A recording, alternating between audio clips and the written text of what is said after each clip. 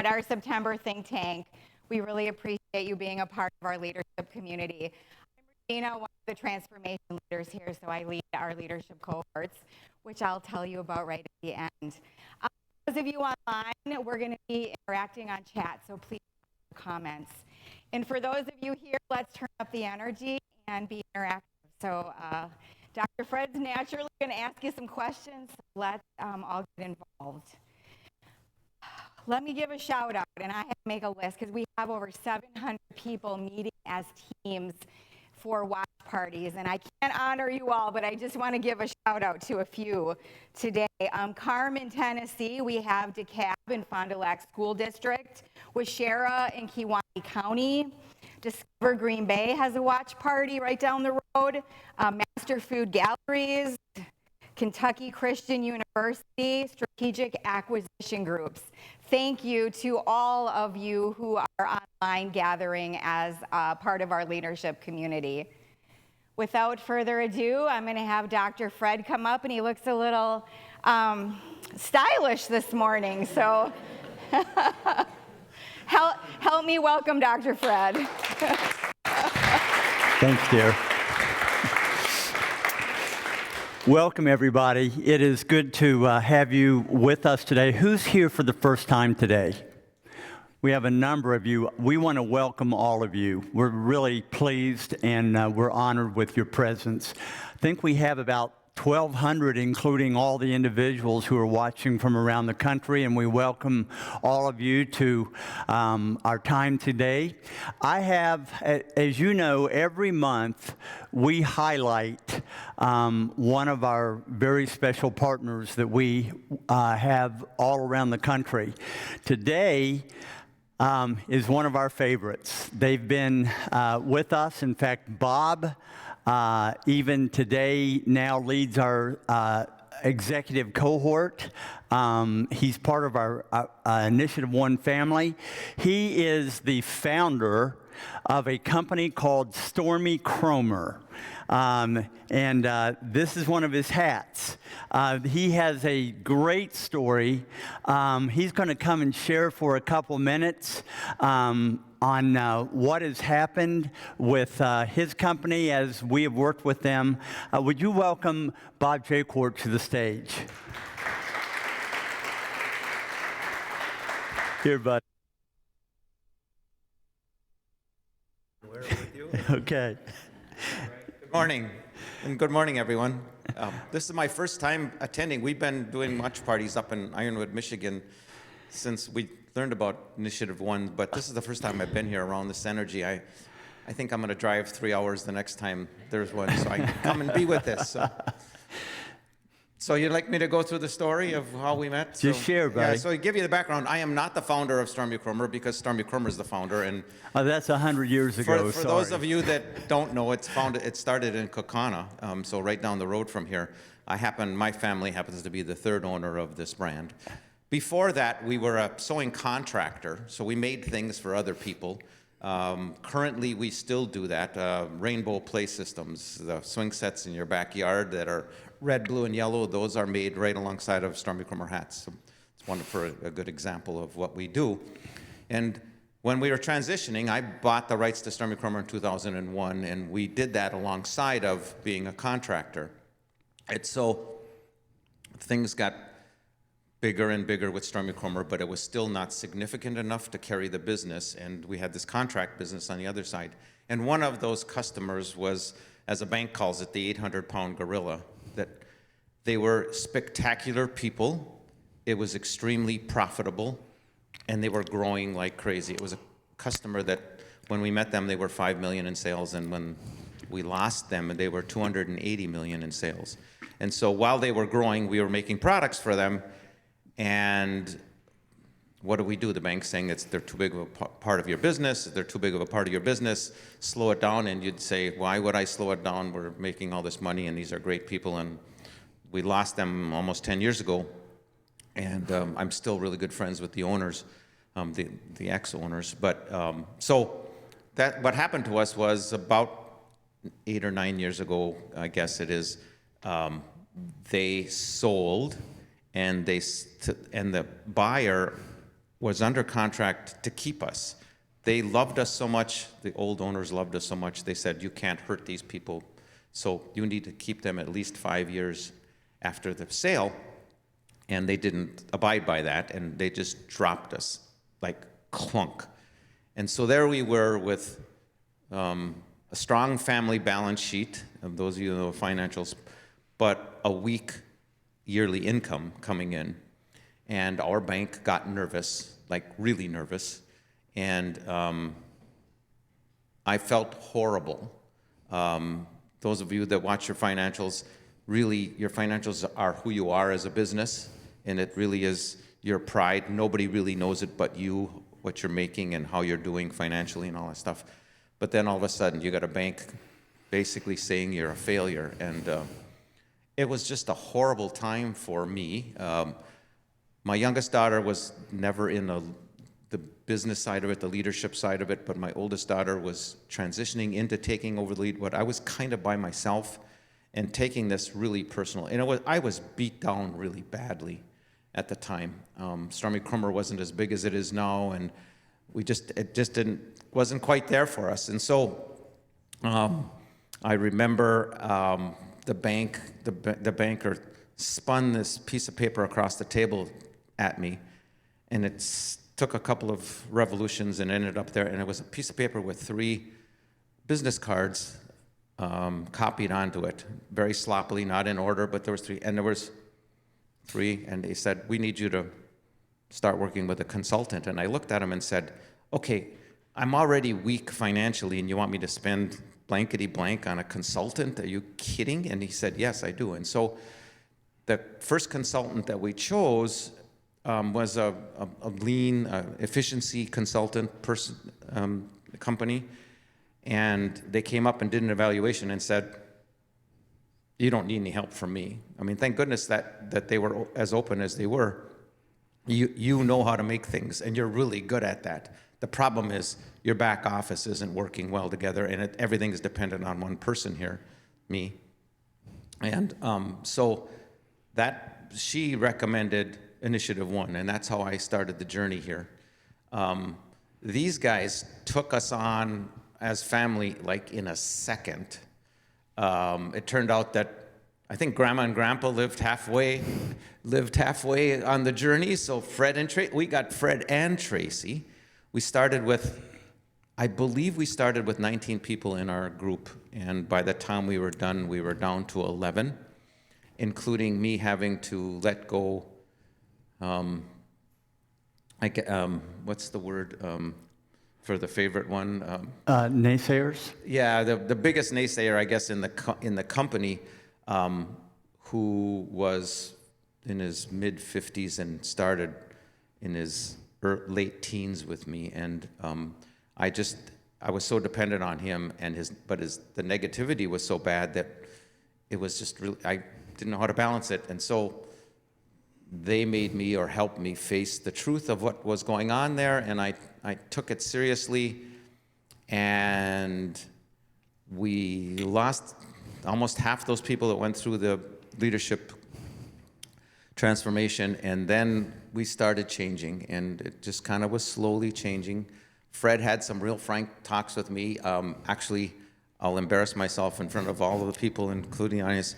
He called me Chicken Little because I was afraid the sky was going to fall, and a couple of things that a couple of statements that I'll never forget were trust your history. And we had lost a big customer 20 years ago and survived it. And we're just plugging along, and he just kept saying, trust your history, trust your history. And also he said, you're not as positive about Stormy Kromer as you should be. It's a better brand than you think it is. Stay focused, stay focused. I mean, I love Stormy Kromer, and if you knew more about me and this brand and how wonderful it's been to take this on, you'd know that I still felt good about it, but some of those frank, cornered conversations with Fred were extremely helpful, and now here I am. I'm working with him and for him and this wonderful company, and my oldest daughter, Gina, is running the company, and the reason we're doing this is we just announced 20 university partnerships, so we're selling university branded hats, and it's been lots of fun, and we've got an amazing announcement coming. We agreed to sign a contract on Monday, but it hasn't been signed yet, so I can't announce, but something really cool is going to happen to us, and it's just nothing but like really cool stuff going on right now, and it's hard not to thank this company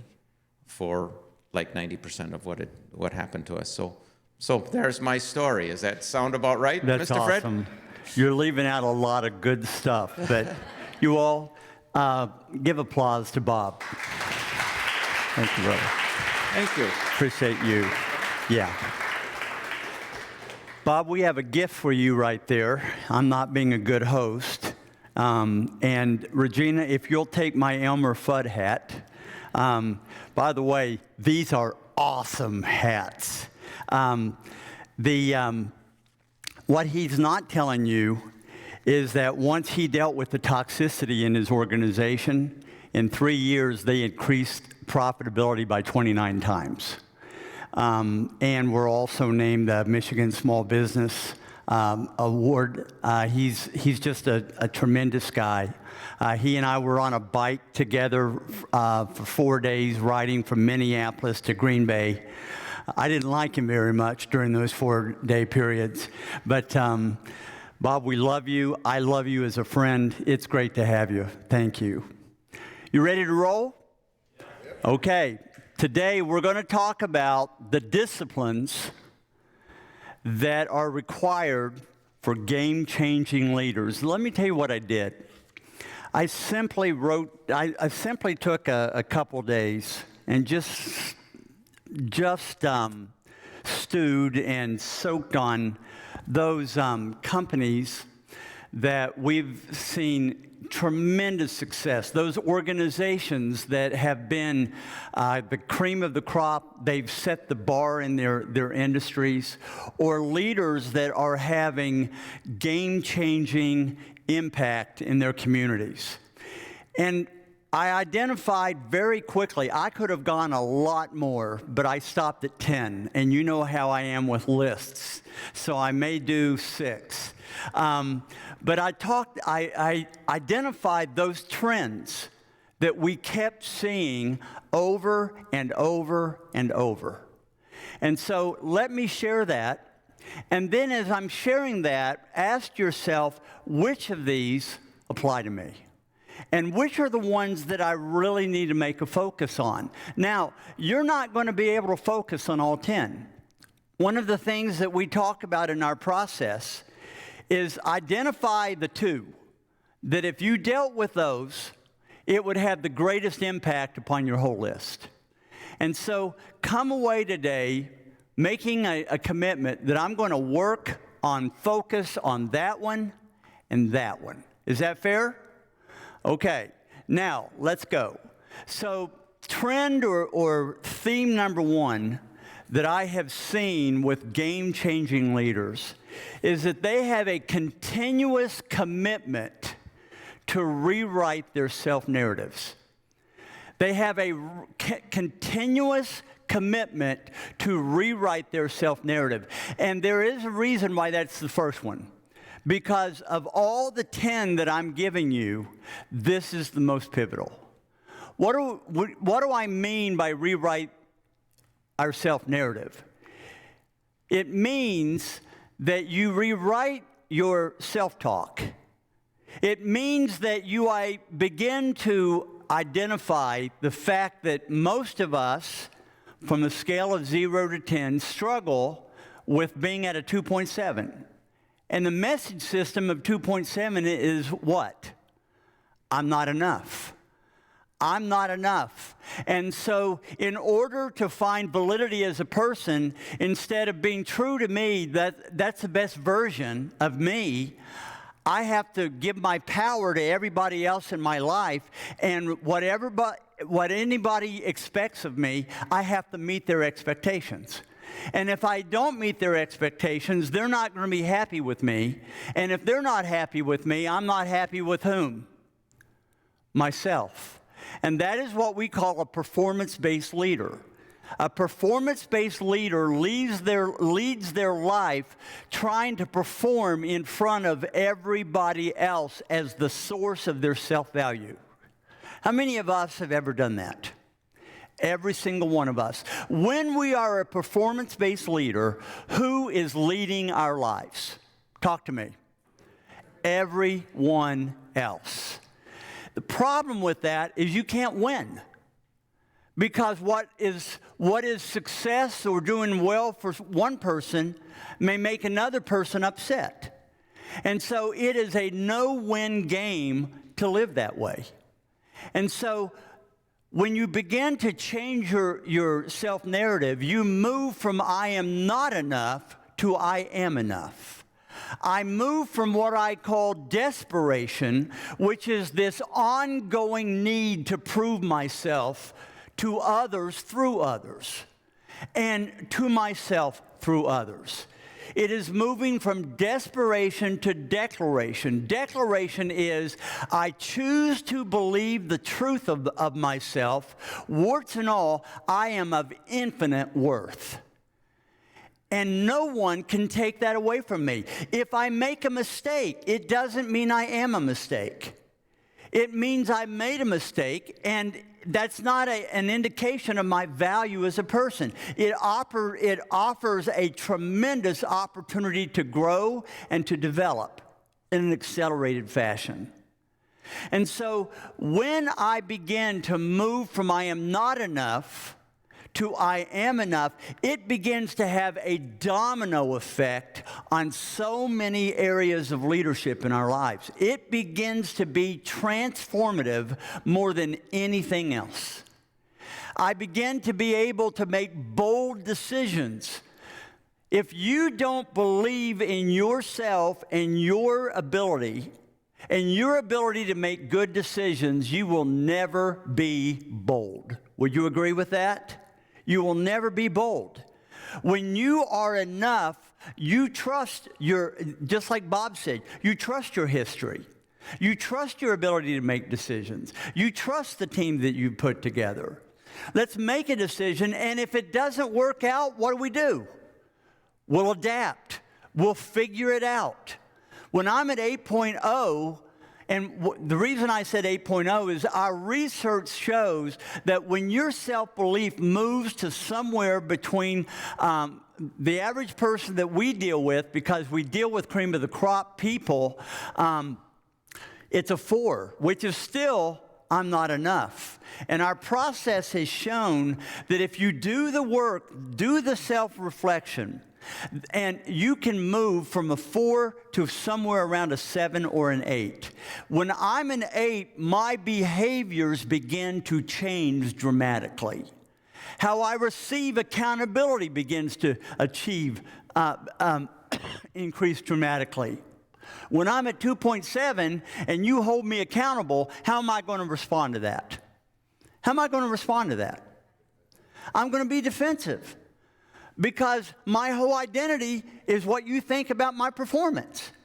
And I think that you're talking about my performance when you're holding me accountable, and therefore you're talking about whom? Me and my mama. And so when you're at that point, you go to shame. How many of us have felt shame and embarrassment when someone holds us accountable? That's what happens. Sorry, I'm struggling with my ear here today. And so when you move from I am not enough to I am enough, you go from shame instead to evaluation. You're not beating yourself up. You're asking the question, how can I get better? Not so my value goes up, but rather than how can I be a better steward of the gifts that I've been given? How can I be a better steward of my abilities and the opportunities that I've been given? And so the single most important thing that you can do, bar none, in your leadership growth is to continue to work on your self-talk, to continue to remind yourself day in and day out, I am enough. That's a game changer. I was reading a post yesterday that my son sent out. And he said this about himself, and it relates to what I'm just saying. There are two truths about each of us that seem to run counter to each other, or at least they did for me for a long time. Truth number one is you're enough. Truth number two, you have a lot more to learn and to do. He said, for a long time, I went all in on number two. I profoundly refused to believe number one because I hadn't come close to making the impact that I wanted. My self-talk was often pretty brutal. Can you identify with that? I believe that's how winners thought. I thought that discontent with myself meant that I was taking myself seriously. And the discontent would leak out, leading to harsh transactional treatment of other people. If you don't believe in yourself, you will transfer that to other people. People who don't believe in themselves have great difficulty believing in other people. Would you agree with that? He said, I'm learning that embracing number one makes me a better leader and learner. And he said, I strongly encourage you to give it a shot. Can you identify with that? People think that's soft. That's not soft. That is research-based that shows the single most important component in your life that will determine the ceiling of your potential. It is not your talent. It's not how much schooling you had. It is not your natural gifts, talents, and abilities. It's not your experience. The single greatest indicator of the ceiling of your leadership potential is, are you ready and willing to accept yourself, warts and all, to embrace yourself, warts and all, with the ongoing daily reminder that I'm enough. I'm no 2.7, I'm an 8.0. Can you say that? Let's say it together. I'm no 2.7, I'm an 8.0. Let's say that again.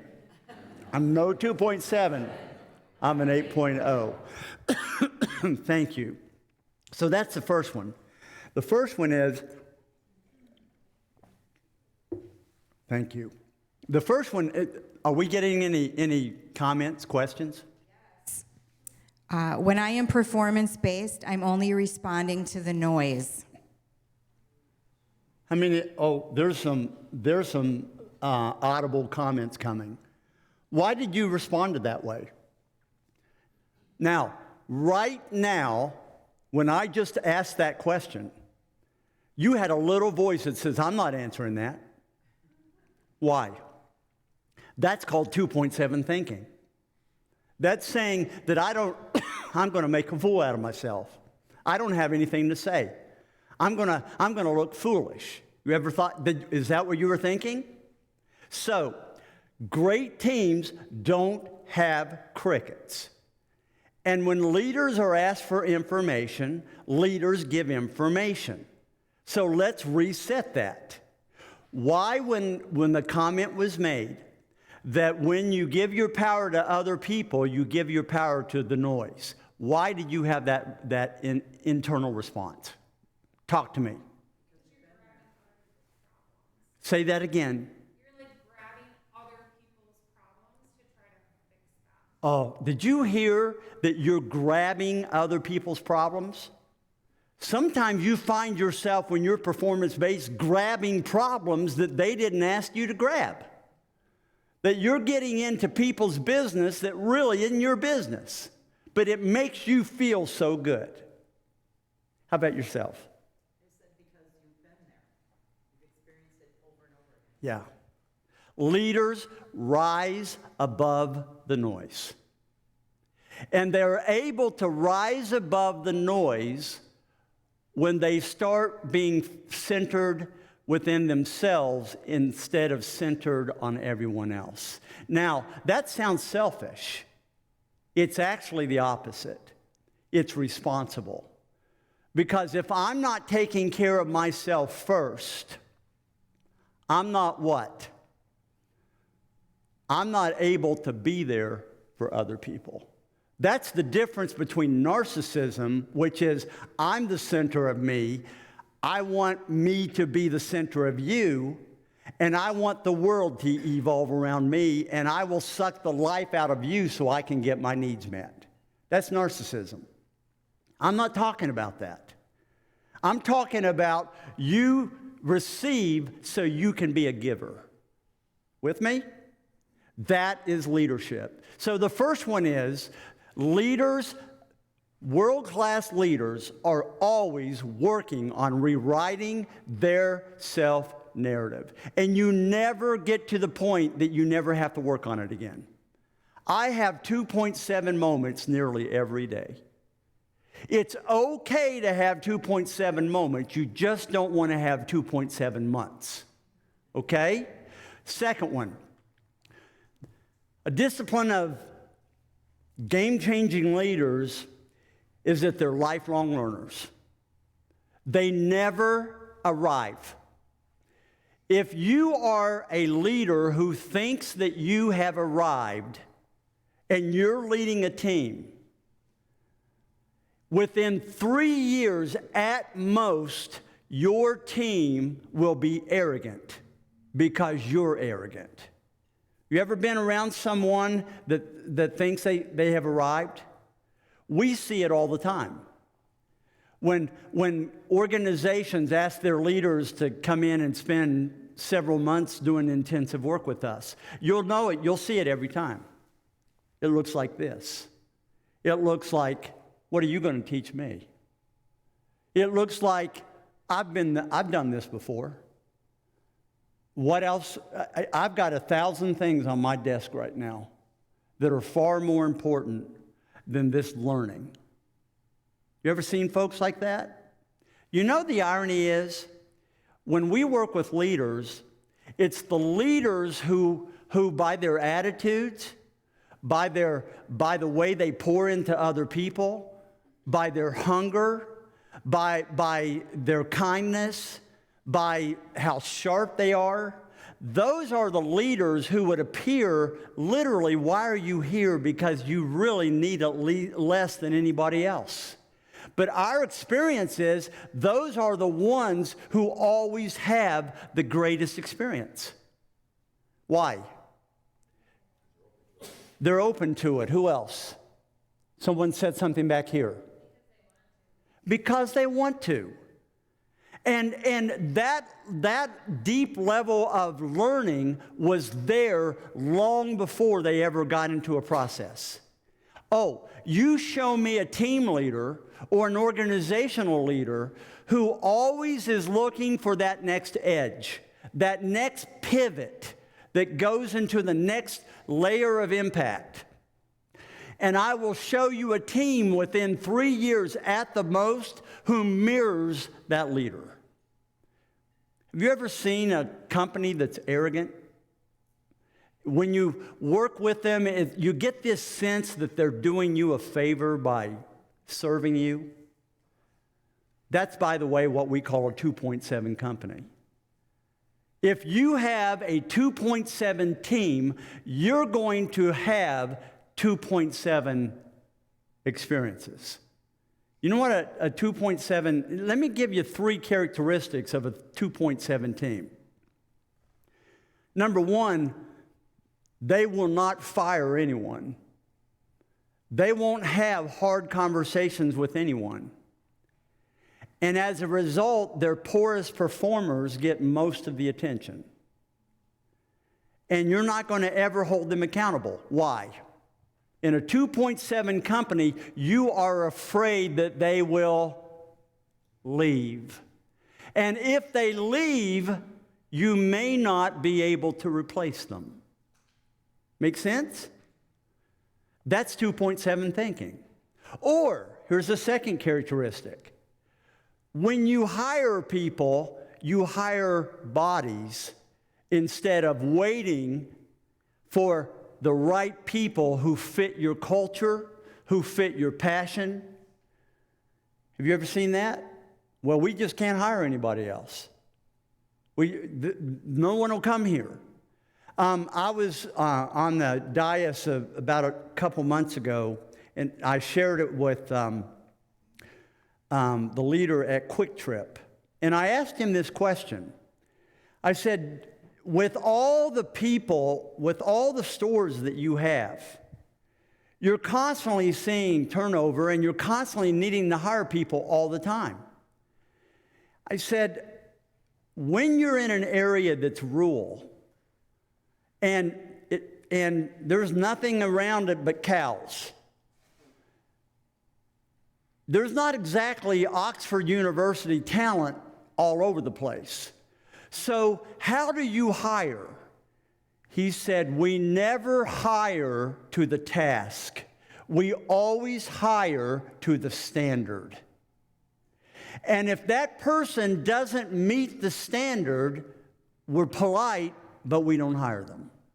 He said, right now, we have over 2,500 openings in our company that we will wait to fill with the right person. And when we do that, everyone else knows and they appreciate that we're not going to bring in someone who's going to be a burden on them. Instead, they're going to be a teammate. And the rest of the team rallies together because they know that their leadership is committed to excellence and developing people. You guys with me?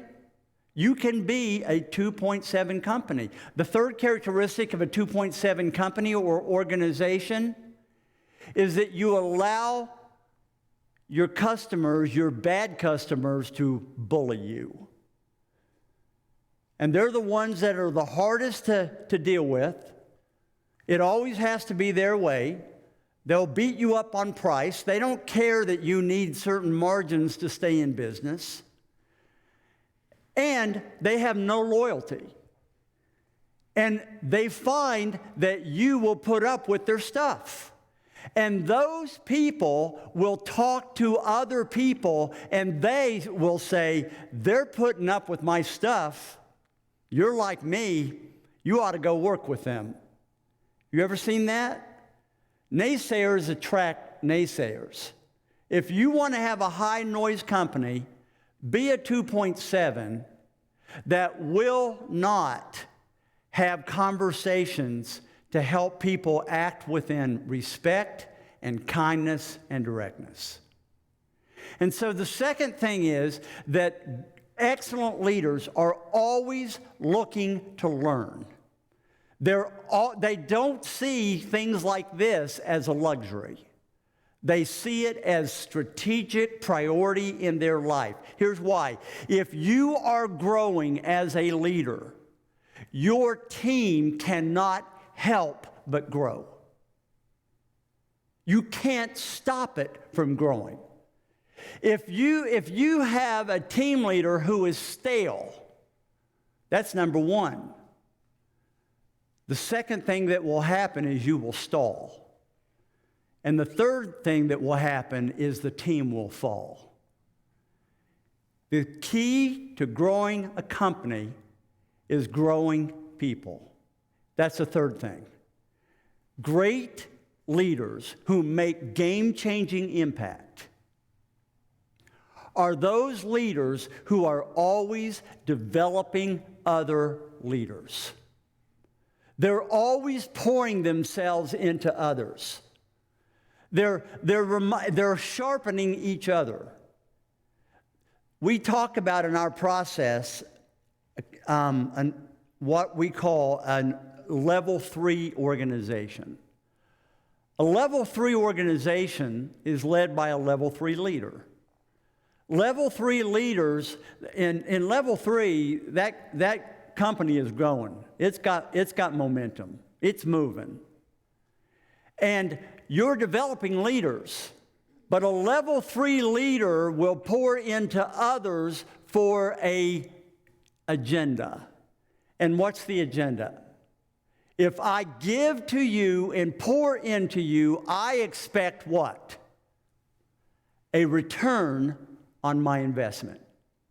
And so here's how you can tell a level 3 leader. They're still givers. People still benefit from them.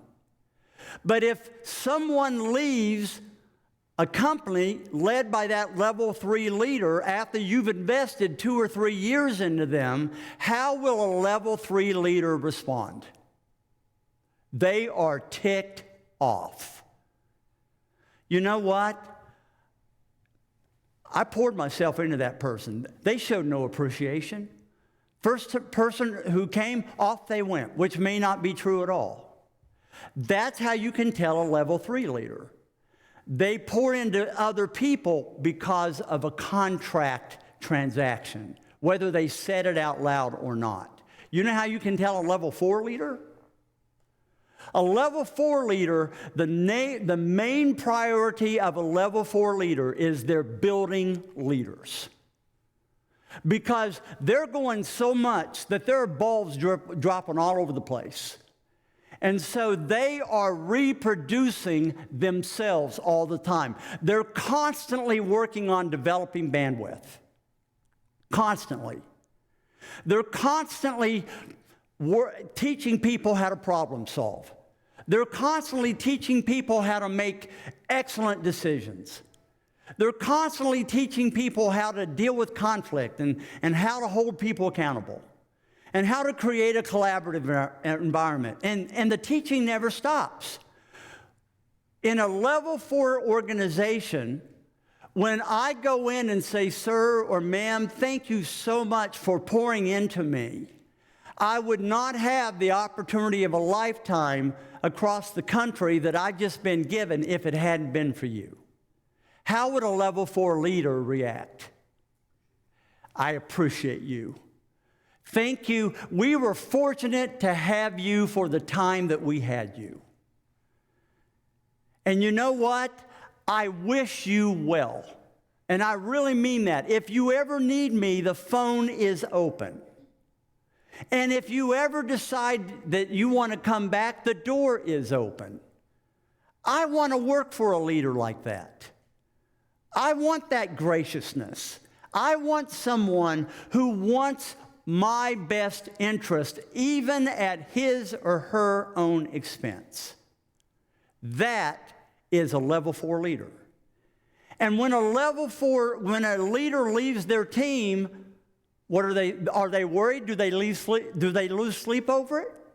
No. Why? Talk to me. Why? They've got a whole bench. They have a whole bench ready to go.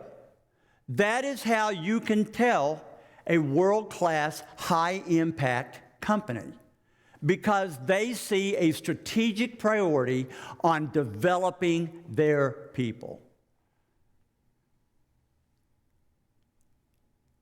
You guys with me? What are you thinking? One thing, show some leadership. What are you thinking? If I leave, my team's fine. Oh my gosh, I love that. The mark of success as a leader, if you leave, people don't really notice that you left. Why? Because that team is just like a sewing machine. It just keeps going. That is success. You ever seen a leader that says, my team told me that if I ever leave, they're coming with me? You're laughing because you've heard it. My team told me that they can't live without me. And if I leave, make sure that you leave a place for me. Man, now your ego is going, what? Oh, that makes me feel good. Those comments are not a compliment.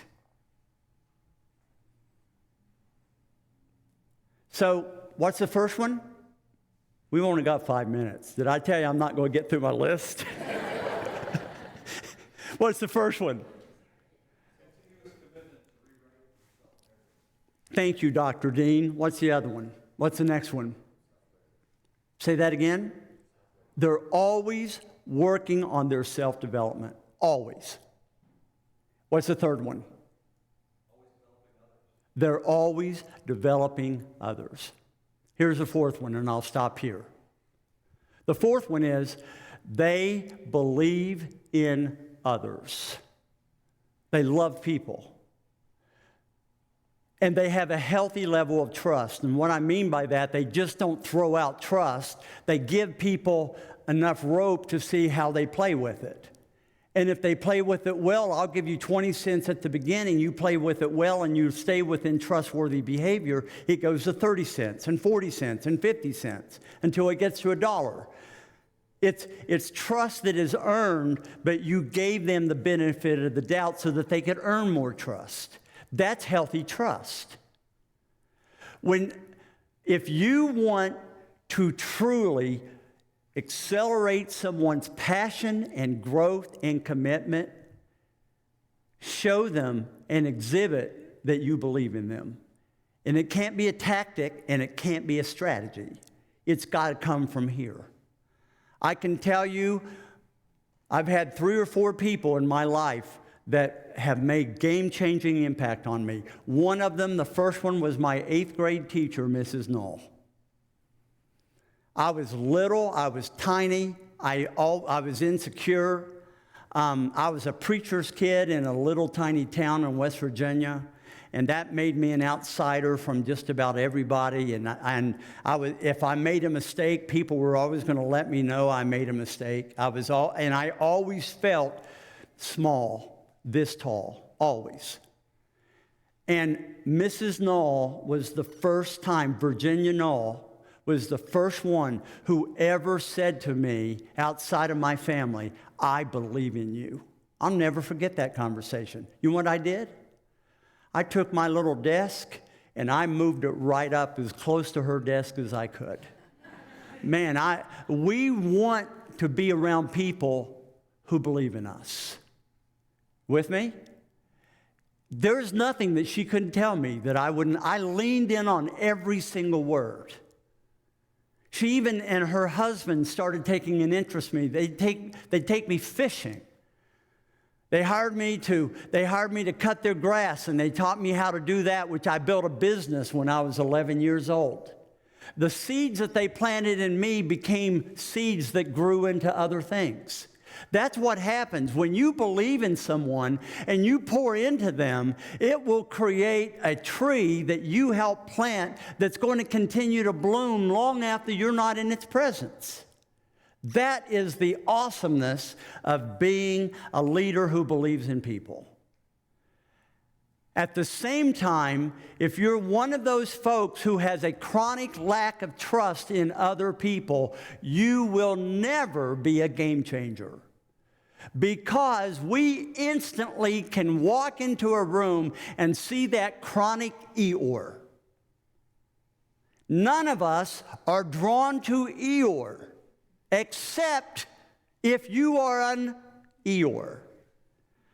I'm not drawn to someone who demonstrates by their attitude and their behavior that I'm here to check you out. I'm here to see if you even belong here.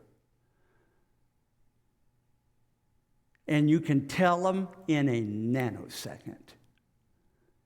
If that's you, you got some work to do.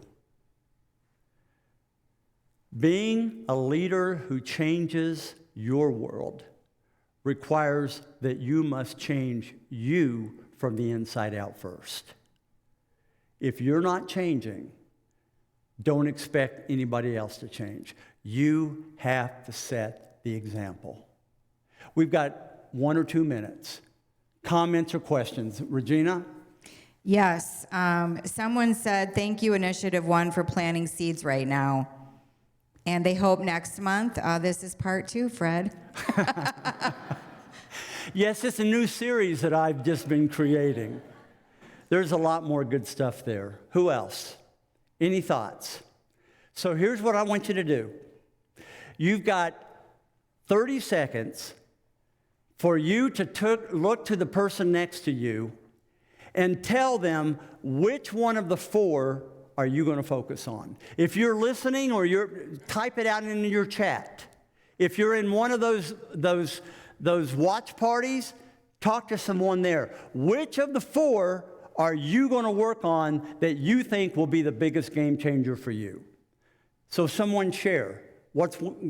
Go ahead, 30 seconds. Go ahead, talk to your neighbor. Which one is it?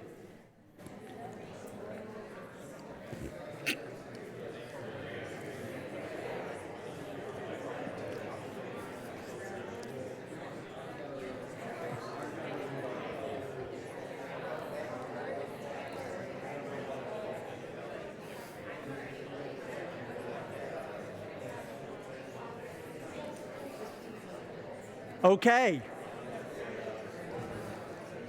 Awesome. Thank you. I've lost control, which makes me incredibly insecure. All right, you all. Let me end, Regina, if you'll come on up. Let me end this by asking a question. Are you a 2.7 leader, or are you an 8.0 leader? Awesome.